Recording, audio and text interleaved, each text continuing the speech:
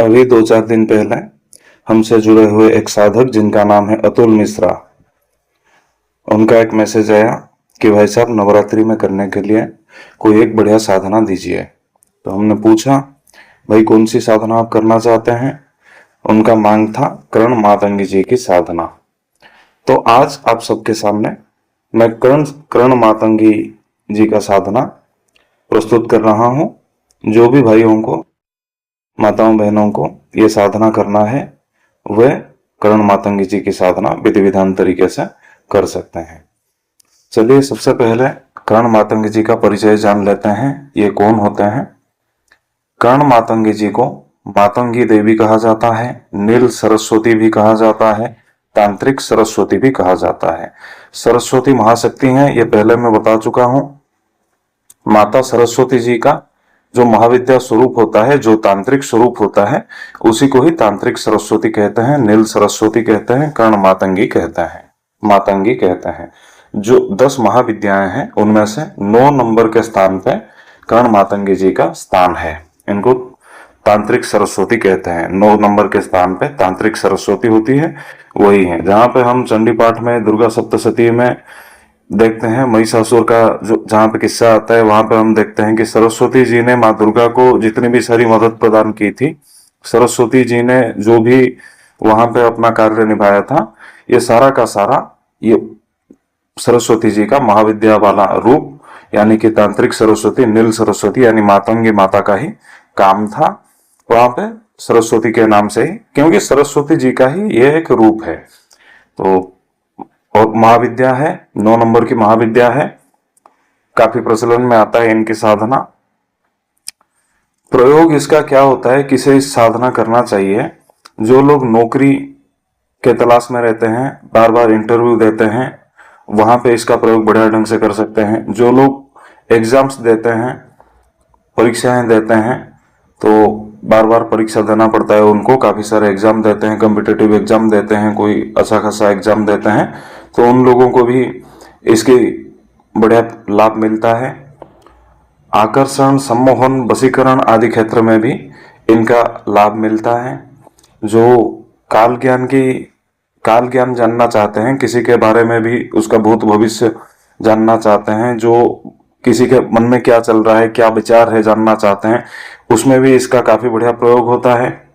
जो कला क्षेत्र में है, यानी कि कोई डांसर है, आर्टिस्ट है, सिंगर है, फैशन लाइन में है, जिसमें कि सम्मोहन, आकर्षण, वशीकरण की जरूरत है, उन सब क्षेत्रों में भी ये बढ़िया काम देता है। कुछ दिन पहले बॉलीवुड के एक अभिनेता हैं, वो काफी सालों से हमसे जुड़े हैं, उनका भी यही मांग था, हालांकि वो तो बगलामुखी की साधना उन्हें दिया गया है, कर रहे हैं, उनका भी मांग था कि मेरे अंदर ऐसा आकर्षण का गुण विकसित हो जाए, लोग मुझसे सम्मोहित हो, क्योंकि मैं कला क्षेत्र में हूँ, जो भी मैं कार्य करता हूँ लोग उसे पसंद करें और मैं आगे बढ़ूं, तो वे भी ये साधना कर सकते हैं। चलिए जानते हैं इस साधना को हम कैसे कर सकते हैं।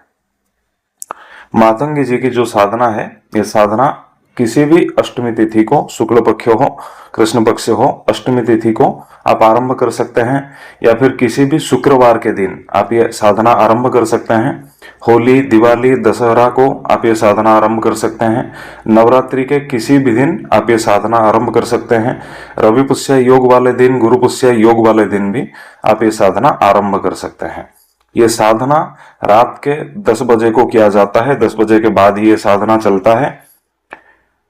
ये साधना किसी भी एकांत साफ सुथरा कमरे में आप बैठ के कर सकते हैं, अपने पूजा कक्ष में भी कर सकते हैं, पूजा स्थान में भी बैठ के कर सकते हैं। इस साधना में दिशा रहेगा उत्तर दिशा, दूसरे किसी दिशा की ओर मुख करके नहीं करना है। इस साधना को उत्तर दिशा की ओर मुख करके आपको करना है। कवच इसमें हालांकि जरूरत नहीं है।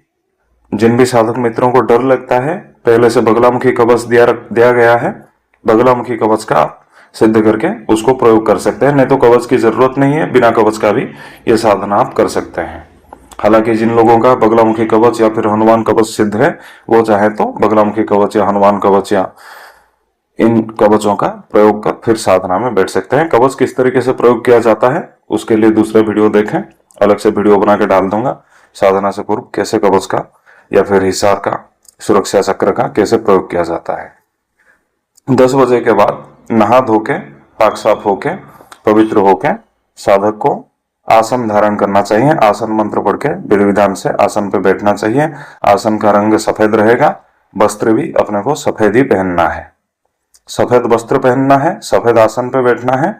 आसन मंत्र पढ़ के, आसन मंत्र पहले काफी बार दे चुका हूं, पुराने वीडियो को देखें, मिल जाएगा। आसन धारण करें, आसन पे बैठें।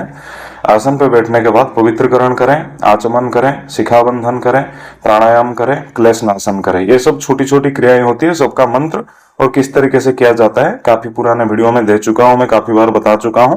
आप देख लें, समझ में आ जाएगा। किसी को फिर भी कोई परेशानी है, आप व्हाट्सएप नंबर पे पूछ सकते हैं, आपको वीडियो के माध्यम से बता दी जाएगी। ये पवित्रीकरण आदि करने के बाद अब पूजन आरंभ करें। पूजन पंचोपचार करना है।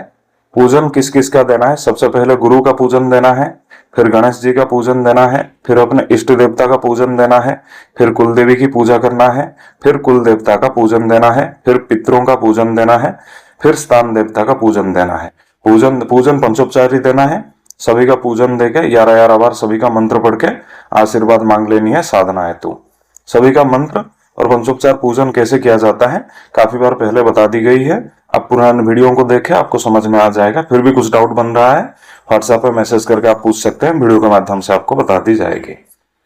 इन सब का पूजा होने के बाद सामने मातंगी जी को एक सफेद आसन पे विराजित करें। एक सफेद आसन पे चौकी लगाएं, सफेद कपड़ा डालें, उस पर मातंगी जी का तस्वीर रखें। मातंगी जी का तस्वीर जो है वो पहले से प्राण प्रतिष्ठित होना जरूरी है। तो आप हमारे द्वारा भी फोटो भेज के व्हाट्सएप नंबर पे आप मातंगी जी का जो फोटो है उसको प्राण प्रतिष्ठित कर सकते हैं, या कैसे आप अपने घर पे खुद से अपने से फोटो को प्राण प्रतिष्ठित करें, इस बारे में आपको पहले से वीडियो के माध्यम से बता दी गई है।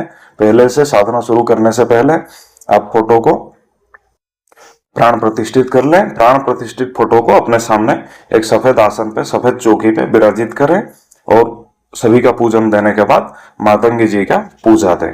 पूजन में क्या क्या करना है? वही पंचोपचार पूजन करना है। आवाहन करें, बुला के लाएं, वहां पे स्थान दें, पैर धुल दें उनका, सफेद वस्त्र उनको प्रदान करें, सफेद फूल प्रदान करें, हल्दी, सिंदूर, चंदन आदि श्रृंगार की चीजें चढ़ाएं, चावल प्रदान करें, सफेद मिठाई का नैवेद्य लगाएं, भोग लगाएं, पीने के लिए पानी प्रदान करें, अर्घ्य प्रदान करें, उनका हाथ धो लें, हाथ मुंह धो लें, अर्घ्य प्रदान करें।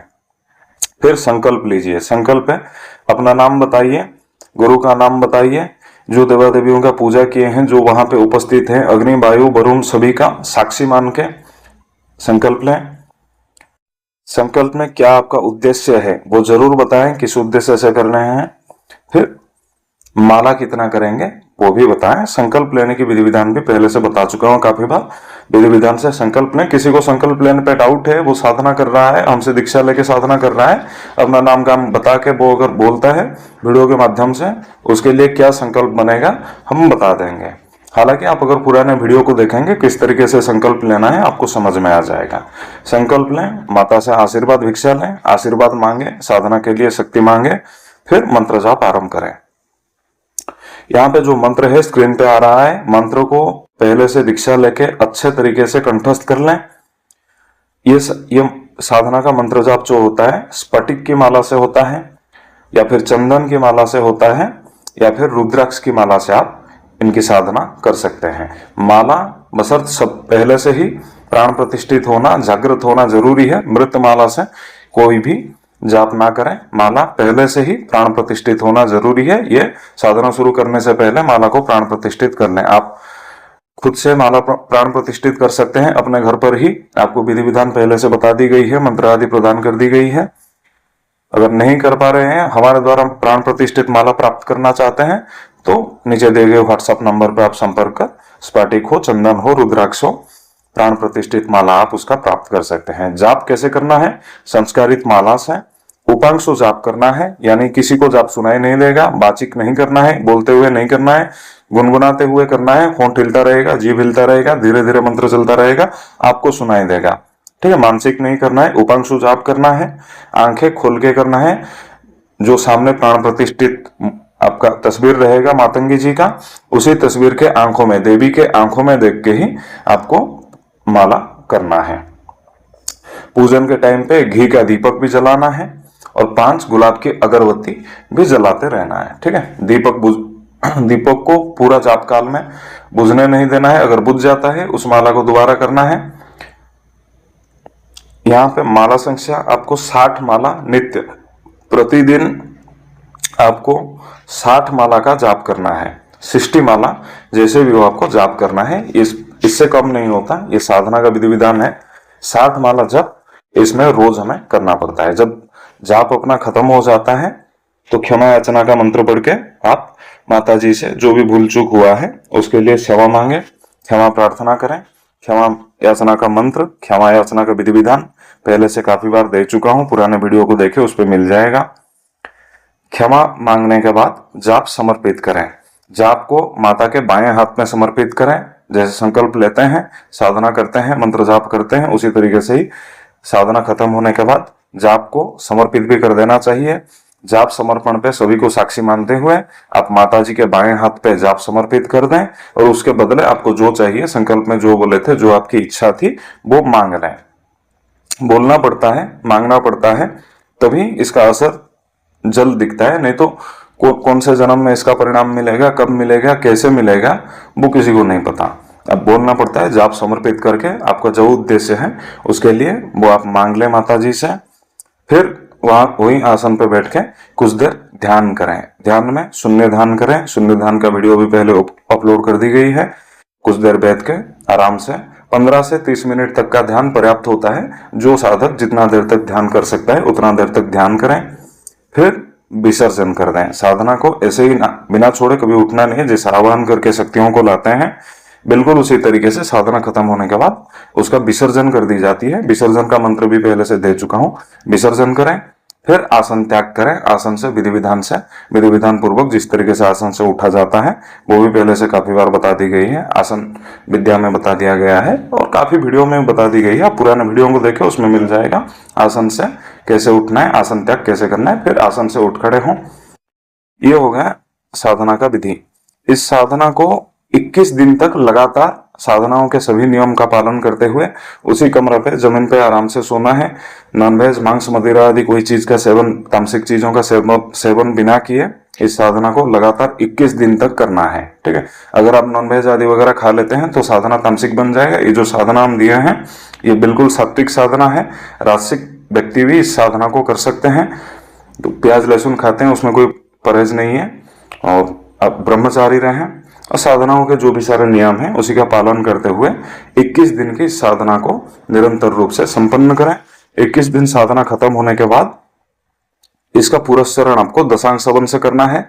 22वें दिन आप एक ही साथ पूरा साधना का दशांग श्रवण कर सकते हैं, या फिर 22वें दिन से आप 7 दिन के अंदर 22, 23, 24, 25, 26, 27, 28, 29 इतने दिनों के अंदर 7 दिन के अंदर किस्तों में इसका हवन खत्म कर सकते हैं। कोई 3 दिन में करना चाहे 3 दिन में कर सकता है, कोई 5 दिन में करना चाहे 5 दिन में कर सकता है। जो साधक चाहता है कि रोज का जाप के बाद रोज का दशांग श्रवण कर लूं, तो वो रोज का जाप के बाद रोज का दशांग श्रवण वो कर सकता है। तो 22 दिन में इसका दशांग श्रवण करके साधना का पुरस्चरण कर दें, खत्म कर दें, साधना परिसमाप्ति कर दें। ये साधना का एक चक्र हो गया। फिर अगले दिन सुबह उठ के आप जो पूजन के अवशेषांश बचे हैं या फिर हवन का जो भी अवशेषांश बचे हैं उन चीजों को जल प्रवाहित कर दें, जल की बहती धारा में विसर्जित करें, प्रणाम कर माता से आशीर्वाद लें। ये साधना संपन्न हुआ। ये साधना का एक चक्र है। एक चक्र में ही 90% लोगों को साधना का पूर्ण परिणाम मिल जाता है।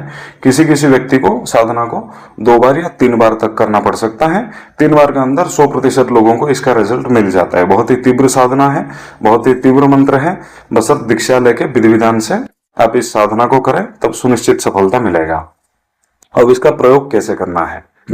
जब भी आप कोई एग्जाम में जा रहे हैं, जब भी कोई इंटरव्यू के लिए जा रहे हैं, नौकरी के लिए जा रहे हैं, जब भी कोई ऑडिशन के लिए आप जा रहे हैं, जब भी परफॉर्म करने के लिए कहीं पे आप जा रहे हैं, एक्टिंग करने के लिए, गाने के लिए, आप डांस करने के लिए जा रहे हैं, फैशन आदि में जा रहे हैं, इन्हीं चीजों में अब क्या करना है? कोई भाषण देने के लिए जा रहा है, लोग उस ऊपर आकर्षित रहें, सम्मोहित रहें, वशीभूत रहें, वो भी चाहता है। कोई राजनेता है, कोई भाषण देने के लिए जा रहा है, कोई तर्क देने के लिए जा रहा है, डिबेट करने के लिए जा रहा है।